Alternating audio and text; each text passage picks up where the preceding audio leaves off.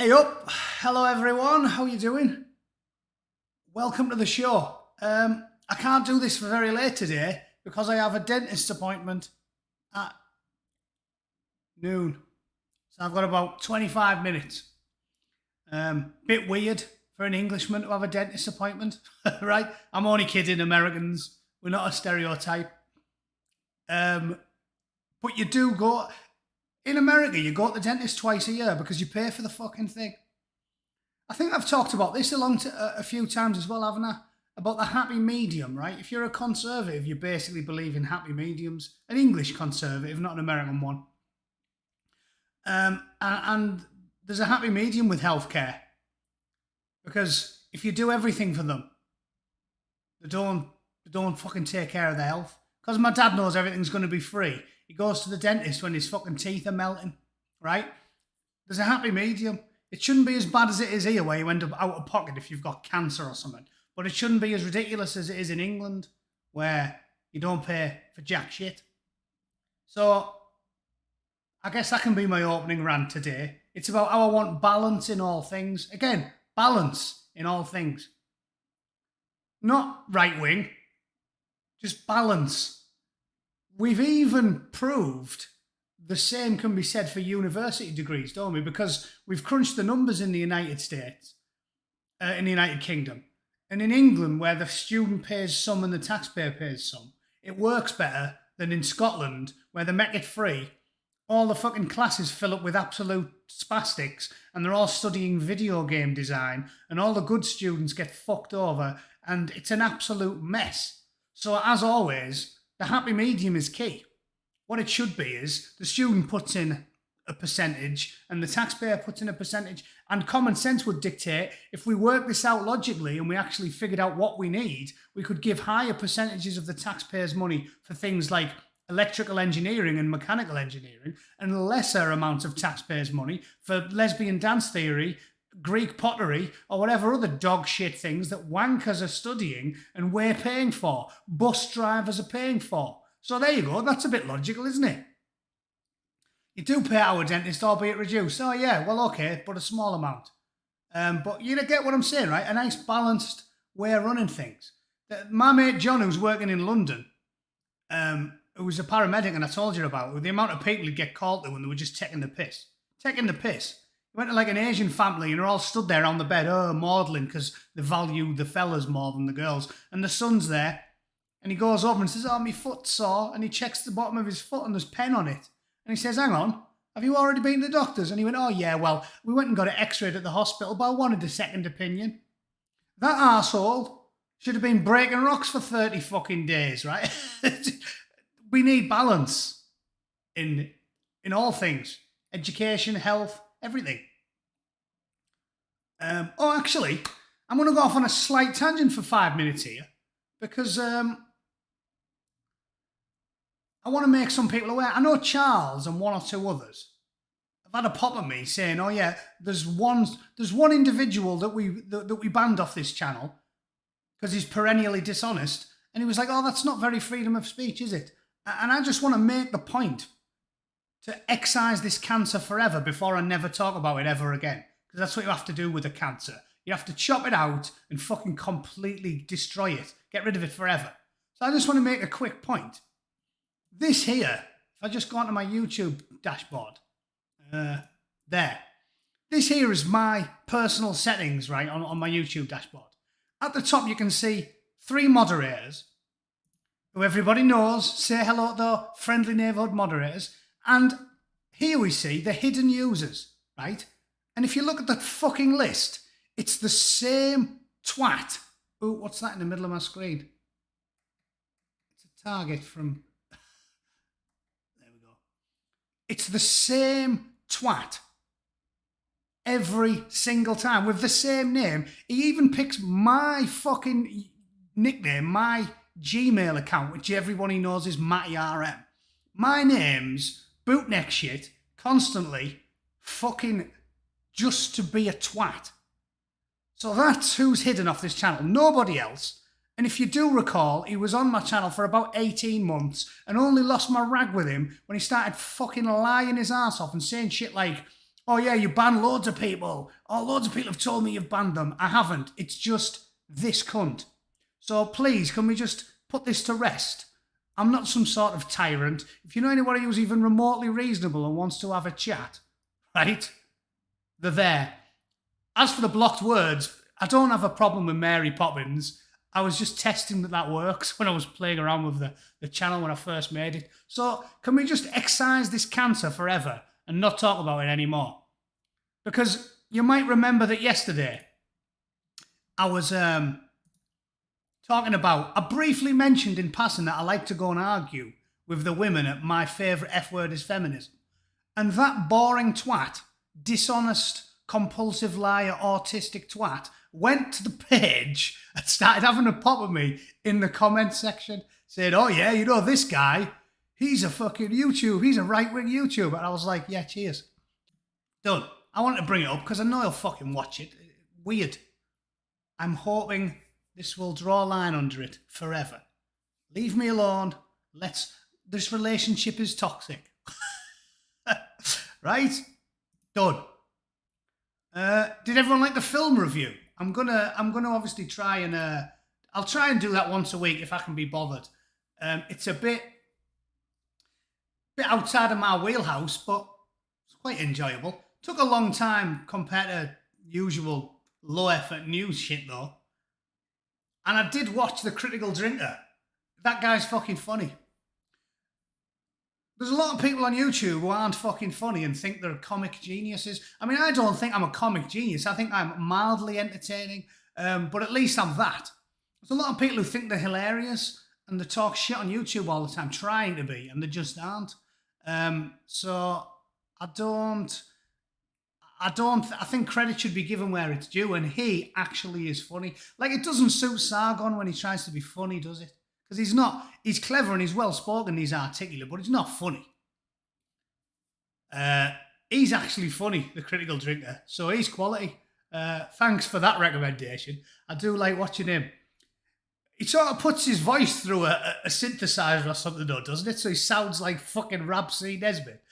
Because that can't be the way he actually speaks.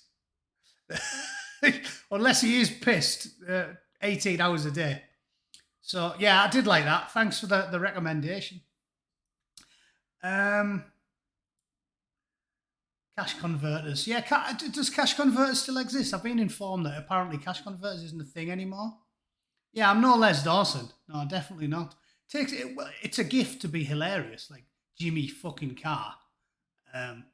I'm just a decent crack in the pub. But yeah, that's more than most YouTubers have got, isn't it? Let's be honest.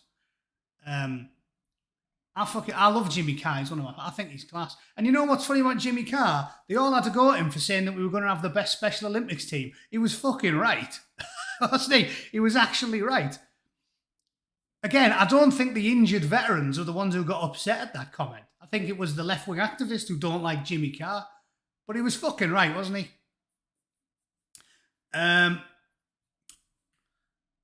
Hello from Ireland. You ever been here? Yeah, of course I have. Everyone's been to fucking... It's only up the road. Smack generator. Yeah, cash converters. Skag generator. Les Dennis. Les Dennis is all right. Jimmy Carr's funny. Mark, we're going to have to disagree there. Jimmy Carr's funny. I think Jimmy Carr's dry delivery is exceptionally good. His chubby sidekick. He's funnier than Sargon, but I'll tell you what he's bad at. He's not very good at reading, is he? Sort of annoys me whenever I watch them having a crack. He fucks everything up he reads. Like he's not very good at it. Maybe he's got better with practice. I don't watch it as much as I used to. But I am a big fan of Sargon, so I'm not having a pop with him. All I'm saying here is, it's annoying when you meet someone who thinks he's mega funny and talks all the time, and he isn't at all. And I just think, not everyone has to be funny. Like, if you have a crowd of 10 mates, you've usually only got 2 or 3 that are like the core of the banter, and the rest are sort of like, they have their own skills, they bring their own skills to the table. Not everybody has to be a comic genius, and I think that a lot of YouTubers try too hard to be funny. Like, Sargon is good when he does serious political commentary. When he's trying to be funny, he's not. So that's all I'm saying there. Anyway, let's do a bit of news. I've only got like 10 more minutes because I've got to go to the dentist's, right? Because I'm paying for the fucking thing. So damn straight I'm going to the dentist. What should we do? I was going to talk about President Biden pledging 500 million more vaccine doses to the developing world because I think this is a good place to start with what I was talking about with regards to a happy medium. You know, because when you do too much for people, you harm them. I suppose that is one of the cruxes of the conservative worldview, isn't it? It's that if you do too much for people, it's not that you're bad. This is what I try and explain to sort of lefty activists. They think when you're a conservative, you're a bad person. They think you see poor, disenfranchised people and you hate them. You have no interest. Fucking, I left the door open. That's annoying, isn't it? One moment.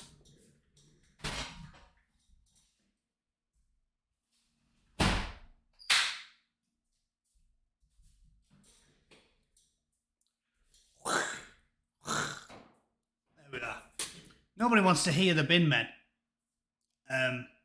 So yeah, they think when you're a conservative that you're a bad person.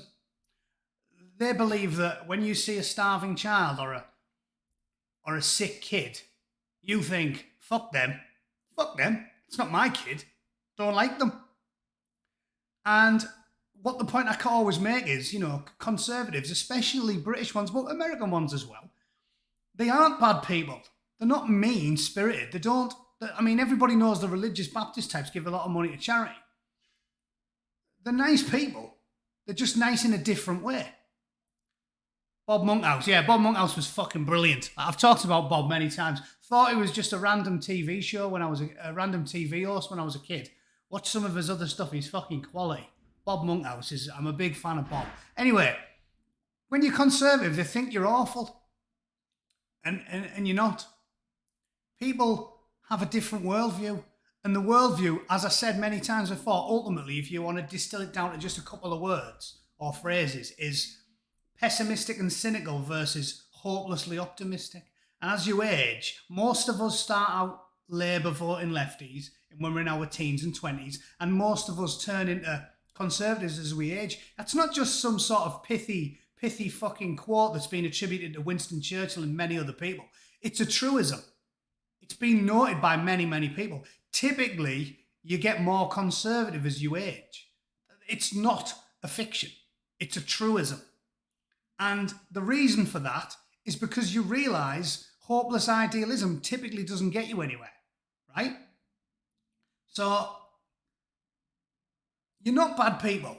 And those of you that are right of me, fucking sadwings, there's your American conservative, they're not bad people. We can disagree on things. And we disagree about the best way to do good. And conservatives think the best way to do good is a small steps approach.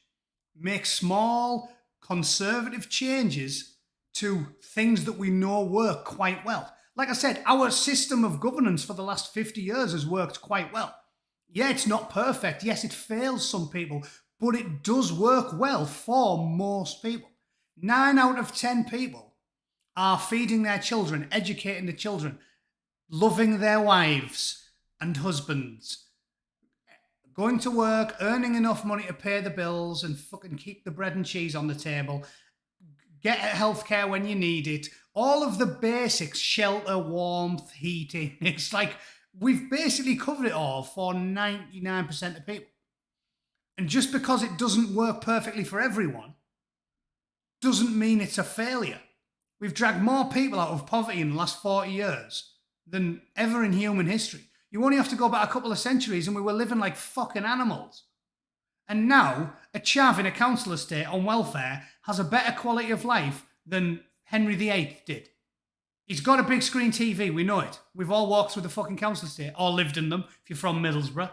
It's just one big fucking council estate. It is the council estate with a fucking blue bridge in the middle of it. We've all seen it. They've got designer clothes, they've got booze and fags and fucking scratch cards and microchips and Chicago town pizzas. We're not doing too badly. So people say, let's be careful when we make changes. The fucking far left go, rip the fucking rulebook up, throw it all out the window, and let's start from scratch because the system doesn't work. And people like me, we're not saying you're bad people. We're saying you're deluded, you're short-sighted, you're naive, and you will do more harm than good. To rip up the rule book will cause more harm than good. More people will suffer and starve as a result of introducing this fucking communist utopia than are currently suffering and starving now. It's very, very straightforward stuff. Nothing I'm saying here is fucking complex, is it? It just isn't. And the only people that can't see it are brainwashed ideologues like the aforementioned fucking lunatic who you go on these people's Facebook pages or Twitter feeds and there's nothing like if you go on mine, it's like the occasional political post typically interspersed with photos of me in the pub with my missus or having a pint with my mates or checking in at fucking Lightwater Valley. You know, these fucking fruitcakes just spend 24/7 talking about their deranged left-wing ideology, like Jeremy Corbyn, who went to fucking Venezuela when he was 19 and his political views never changed. He's had the same political views since he was 18 years old. That's not progress. That's not progressive. That just means you're a fucking idiot and you don't read any long books, right? So none of this stuff's complicated.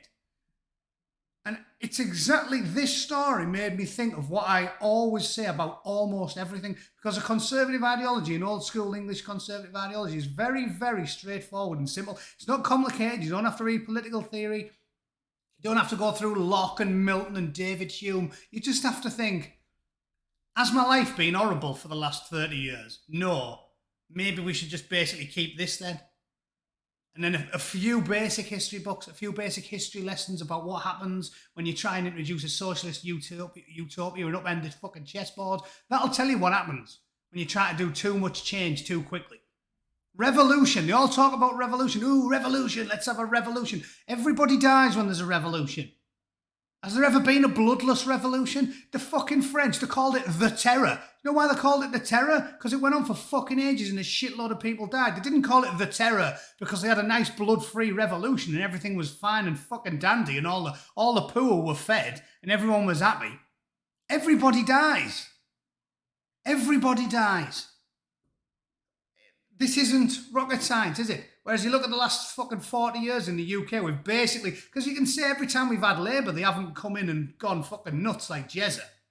Yeah, Tony Blair fucked us and did some sneaky shit.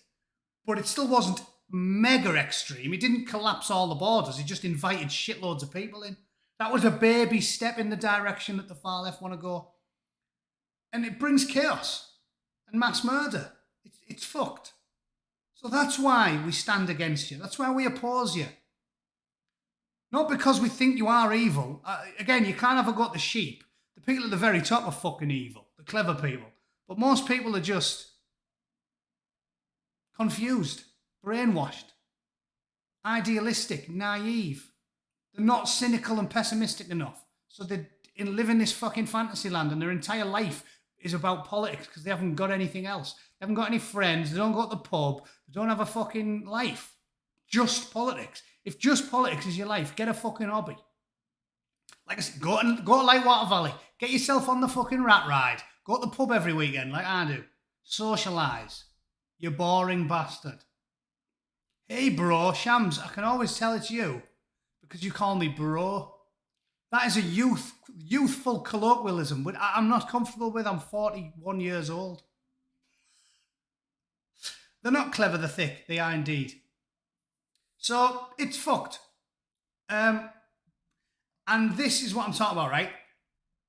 500 million seems quite a heavy number. Like, if we're paying for it all, you want to talk about teaching a man to fucking fish? I don't think making the American taxpayers constantly fucking bail out the rest of the world is a good idea or a logical idea. I think, as usual, it should be, we'll meet them halfway. You should at least say something like, we'll donate 250 million doses if you guys do X, Y, and Z, right? You help them help themselves. It's like a welfare program. If you just give people money, they'll sit on the fat ass and eat fucking noodle doodles until the cows come home. You need to say, I'll tell you what, we'll give you free money if you go and fucking do a bit of work, if you go on a course, if you do some training, if you apply for 10 jobs or whatever. That's how it should work. And that's how it's always worked in normal centrist democracies. Biden causing this fucking shit show on the border, for example, as I'm about to talk about, that's not making them halfway. It's kicking the arse out of it. And if you go too far one way, you cause a fucking catastrophe, which we've seen on the border with Haiti. So that I'm not happy with. It seems like he's just, as usual, wanting to placate the left. Just, there we go, we'll fix it. We'll fix the world's fucking problems. And if the last laundry list of wars we've been involved in as Americans haven't shown you that there are great limits to our power, I don't know what fucking will. All of our little interventions seem to go fucking tits up. Libya. How much we fucked up Libya. Iraq. Afghanistan now. We fuck everything up. So why do we still think we can fix the world? It baffles me. I do not get it. So, yeah, weird that, innit? Weird. I can't wait for the fourth booster. Yeah, fucking boost your tits off. Oh shit, it's actually getting on. I don't think I've got time to do this one. Angry scenes. Well, anyway, it's fucked. It's fucked. Ladies and gents, I'll sum up. It's fucked. The border was sorted. We were getting there. Baby steps. Trump had basically squared it away. He'd used the rhetoric to tell people, don't come, it's a bad idea. He'd started work on a wall. He'd improved the cash flow to the border control and ICE. And he said, listen, we're going to get a grip on this. You can't keep coming. It's unsustainable. You've got to stay home. You've got to work hard to fix your own country. You've got to sort your own shit out. That message was upended by Joe Biden, who said, fuck it. He went on national TV. I'm not making this up. Go back and Google the debates. He went on national television and he said, anyone who wants to come to America should come to America. We're the land of the free. We're where people come when they need help. So he basically invited them all in.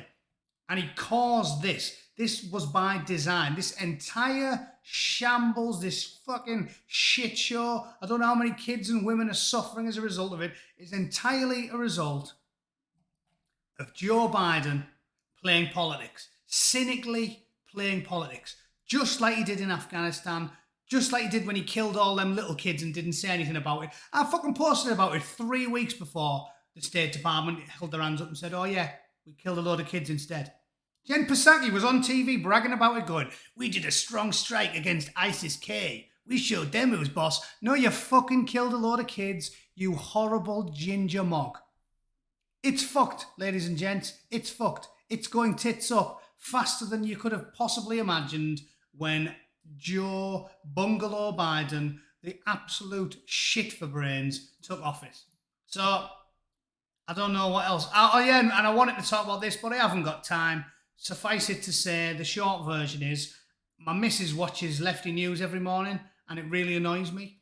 And I'm unfortunately hear it over her shoulder. And this morning on CBS, they were saying, oh, do you know, the American media only cares about when white people die, right?